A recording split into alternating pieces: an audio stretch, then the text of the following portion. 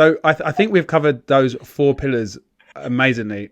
Now, I think the most important part to take away from there is they're the foundations to our building, or like our house, as you've alluded to, all those builders.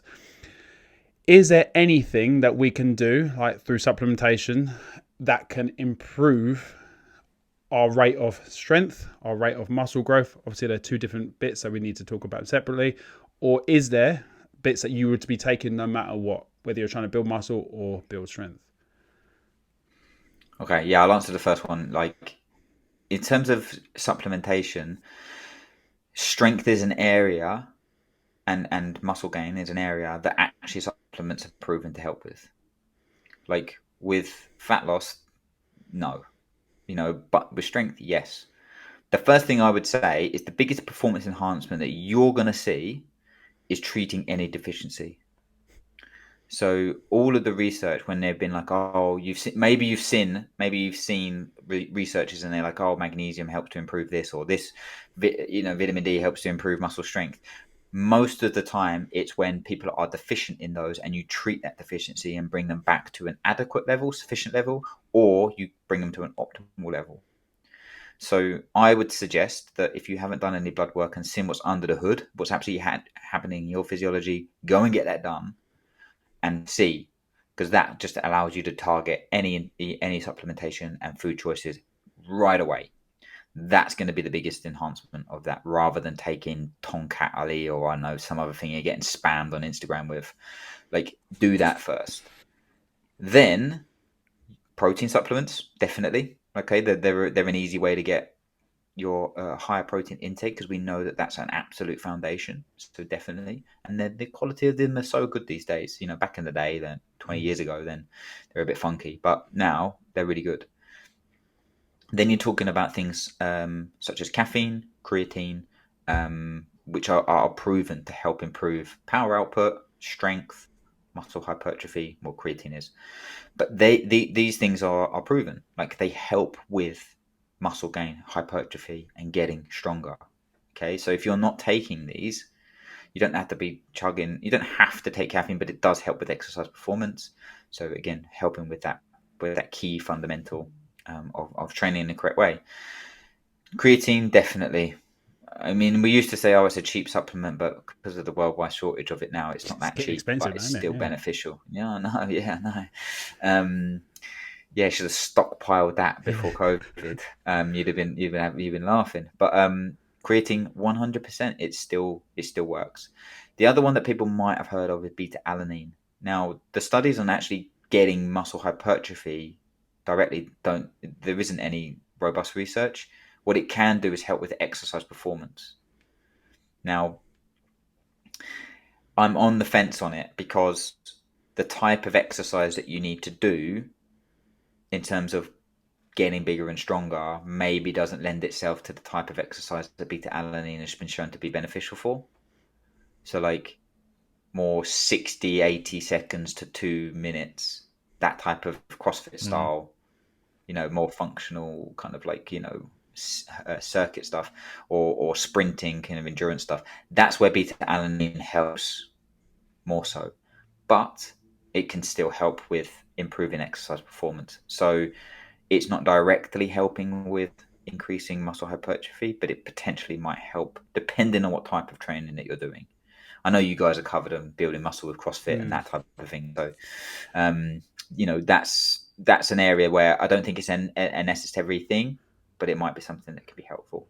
Now, more recently, like vitamin D, definitely, like, there's vitamin D receptors on all the muscle, and it can help muscle function. So, coming out the winter months, people might still be vitamin D deficient.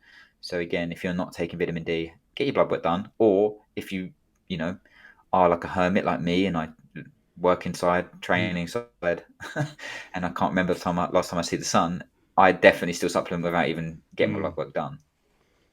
So it's really cheap, and I think it's pretty much something that most people in the UK and definitely in the Northern Hemisphere would benefit from. So yeah, for me, that would be to add in. The ones that are on the border now, for me. So Nitrates sorry, and just quickly ashwagandha are before we coming. move on, just quickly because if we could talk a little bit about dosages and also um, the beta alanine, where I think there could be a case for it, because obviously where you're talking about the amount of time is where we might be doing, obviously looking for building muscle, and we're performing things like drop sets, things to failure, where sets will take more than sort of classic 8 to 12, say maybe 60 seconds if you follow a good tempo. Maybe that might be where you can then sustain the discomfort for longer when you're going into those kind of sets. So that's just more of a thought process there. Yep.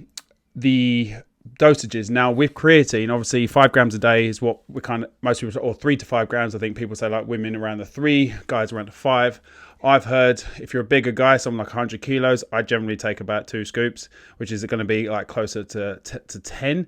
Now obviously if you take it consistently enough over time, you're going to saturate your body with it anyway.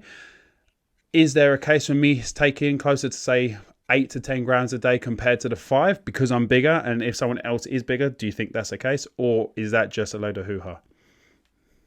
No, it's actually something that we done a post on. I've done it a couple of times now, where I looked at the research and kind of formulated a little bit of like amalgamating a few studies and came up with 0. I always get this wrong. 0.01 grams per kilo of body weight. So that means if you're a 100 kilo guy, you take 10 grams. If you're a 70 kilo Yeah. person, then you would take 7 grams. I think the 5 gram is a good thing to get that dose, and if you do take it consistently, I think you're fine. But also, we have turnover of creatine, so if you can take a lower dose, but you might not be getting the maximal benefits if your body is very large and, like you, have a very large muscle mass. So So, I do think there's a case to be slightly higher. The bigger you are, the more muscle mass you have. so But 0.1 grams per kilo will be then obviously get us to that 10 grams yeah, for me, which is perfect for if it's 0.1. 0.1, Otherwise, it'll be, is it? if it's Is it 0.1 0.01, or it's 1 0.01? gram, which is 0.1. Ah, right It's there. zero No, point no, 0.1, no. My yeah, maths is terrible. I used to be good at maths. yeah. So, yeah, Yeah, 0.1. yeah, 0.1. So okay. that for me is a nice thing, because then people can go, okay, that makes it's a little bit more personalized as opposed to just a blanket whatever. Now there is a little bit more nuance as well. If someone's training more, twice a day, CrossFit athlete side of things, then I potentially might even go up higher amounts, even if they're like a lighter person. So like, say if they're 75, but they're training like 12 times a week, I might suggest that they actually go up towards 8-10 grams, and then see the benefits of it. So yeah, Nice. that dosing wise is there. The other one for beta alanine, if you do take it, I actually find that I get very nauseous with it. I think a few people have as well. And I don't mind the tingling, but I actually feel sick when I take higher dosage. So one thing that there's a really cool research study that came out in terms of people often put it into pre-workouts, but the timing doesn't matter. It's about saturation, and the saturation time could be about 4 weeks. And I often put it into a large water bottle and sip it over like a morning or an afternoon. And because I'm distributing the dose, I find that I don't feel as sick with it.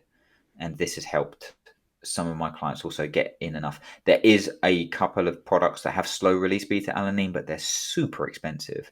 So I wouldn't, suggest them. But that's just a little simple trick, that if you do find that A, the tingles are too much, or B, that you feel a bit nauseous, spread it out over the day. You can split your dose as well. That's an easy thing. But then you got to remember to take it twice a day. So it's, again, consistency.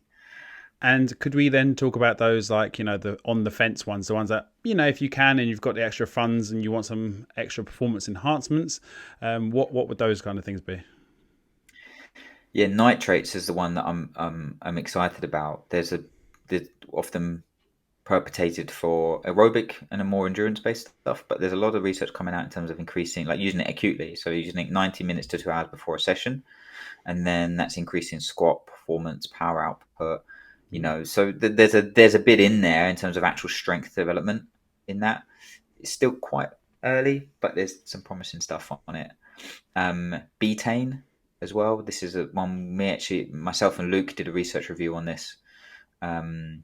and looked into whether it's you might have seen it as TMG in terms of like it's a trimethylglycine. It's in certain some products, some pre-workouts, and other things. Something like post-workout shakes. It's got some good research behind it in terms of increasing strength development.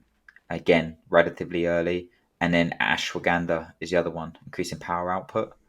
So not directly in terms of hypertrophy, but power output and strength performance. You have to take quite a lot. That's the only problem with this, but there is some promising research on it. So they're the three that I'd be on the fence with. That there is some good studies, solid studies on there, which we'll again send across, but they are promising. I'm looking forward to seeing more robust studies being done on them, more longitudinal studies being done on them. So, And now, all of the other ones that you might have heard of, people probably, testosterone, and we've done a research review on that one. And Tonkat Ali, I see people are sending me this every week, I think, saying, shall I take this? And this is basically due to testosterone production. This is where they've been kind of in the research been said like, oh, take these and increase your testosterone, which then increases strength performance. But the only analogy I can say is that the research studies are very weak, very, very weak. A lot of them are rodent studies, and it's just like saying, oh, here's a 70-pound plaster, go and stick it on yourself to mask crappy food choices, poor sleep, and not training correctly. So yeah, or too high body fat. Like if you want to increase testosterone, get leaner, strength train, and sleep better. Like don't worry about spending 70 quid on a pill. Like it's that type of thing that my stock response is on them. So don't waste your money. Also people that are doing that aren't taking creatine. I'm like, I was like, start with this. That's been proven for like 30 years.